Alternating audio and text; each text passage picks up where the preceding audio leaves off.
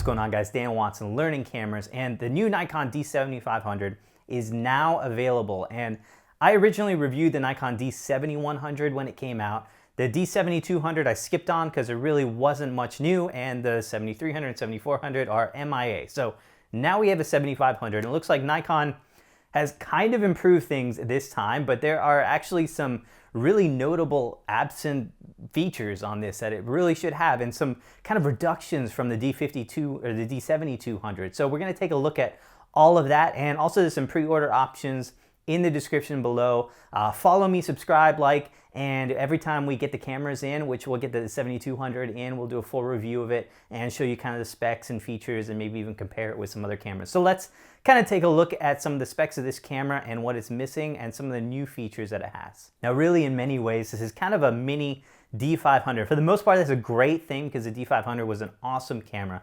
Now we're dealing with the same 20 megapixel sensor from the D500, which offers unbelievable quality, and it's also paired with the same X-Speed 5 image processor, which is also new with the D500. Now, keep in mind the D7200 was a 24 megapixel sensor, so we're actually dealing with a lower resolution sensor than you got. So we're going to see some enhanced low light results from that, but I'm not too sure that it's worth it from that perspective alone, but that's one thing that you can look at. Now, the new low light results are rated to 51,000 ISO in the normal range, and then if you want to go crazy, and you shouldn't, it will go up to 1.6 million ISO in some extended mode that hopefully nobody uses. So we do have that new processing unit, and that's going to help speed things up. So we're dealing with 8 frames per second now from the 6 before in normal mode, and that's going to get us up to 50 raw files, 14-bit lossless, and that's pretty good. So you can get 50 pictures in a row at 8 frames per second, and that's very commendable for a camera in this price range. Now, some new things. We do have the same autofocus system as the previous Nikon D5200, not the new one from the 500. And so that's kind of a bummer, but it's 51 points, it's 15 cross-type points, which is still very, very good. And the other thing with that is that Nikon claims that they've sped it up a little bit because of the faster processing. So even though it's the same autofocus system, it should be a little bit better. Now, it is a much smaller body. It's actually 35 grams lighter as well. So just some little bits on that one. Now, Nikon claims that the grip is much better as well, much deeper, and it does have improved weather sealing. They have moved things around a little bit. The ISO button is a little bit changed and things like that. Now, the touchscreen, it does have a touchscreen now, and it is articulating, which is also from the D500. It's a little bit slimmer than that camera as well, they wanted to point out. So overall, it seems very good. Now, one downside, we'll go over the downsides a little bit later. We do have in-camera batch RAW, which I've never used before, but if you wanted to edit your RAW files to export a JPEG to use right away, then you could do that in camera. For me, I would just rather just shoot RAW plus JPEG if you knew you were going to be exporting out JPEGs before you had time to edit on your computer. Now, we do have SnapBridge as well with Bluetooth and Wi-Fi. Now, one interesting thing is if you're shooting video, there are definitely some new features on this one. And one is we got 4K UHD recording at up to 30 frames per second. Now, keep in mind, it's actually good for 29 minutes, which is very good.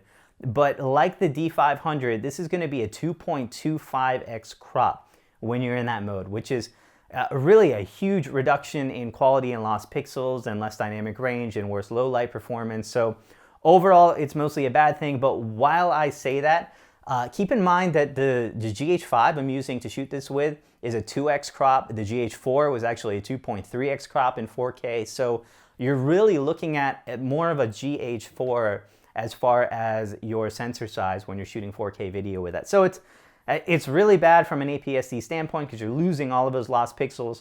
It would be great if we were dealing with a system like the A6300 and A6500 from Sony that uses the full sensor and then oversamples those pictures to the pixels to arrive at that smaller resolution needed for 4K. So that's kind of a bummer on that one. Now, also, we're dealing with the same contrast detection autofocus system from the past, and it's been horrible on Nikon cameras. So if you're someone who wants to use live view or video autofocus, it traditionally has not been the best. Now, Nikon does claim that with the new processing unit, they are able to speed up times, but I'm still waiting to see on that one. Most contrast detection systems are just not good enough for me.